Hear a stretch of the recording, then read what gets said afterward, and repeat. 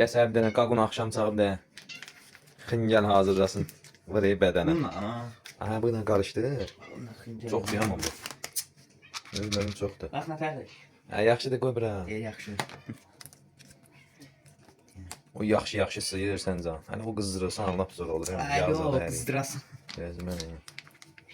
Adamın Gözlə ağzını. daha da döş. Qaqaş deyir. Nə olsun? Qaqaş özünüz. O şeylər yar ortadan yar bir də. Bəs. Orada incəliklər var, sən bilmirsən bunu yar. İncəliklər var özü. Ha, tələb deyəğə. Canımı kəs. Yiyəcək, qarışdıracam yiyəcək. Yemisən, yeyəcək. Sən onun içərisini al, Aç, sal. aç. Ata açdın, hə? Lazımdır. Belə də ver, belə də ver. Ha, bir deyək. Ay, nə varsan? Bu qarışdır, hə? Bu tut sən al, tutma. Tutma. Nə varsan? Ay, nə aracam, sən bilmirsən nə. Müştərimiz şeydir, deyir ki, ne, belə gec olur, biraz tez elə. Az gəl, dur bir də. Bu yağı bax da. Tez elə. Daha da gözlə daha müştəri. O bir yağı mənə.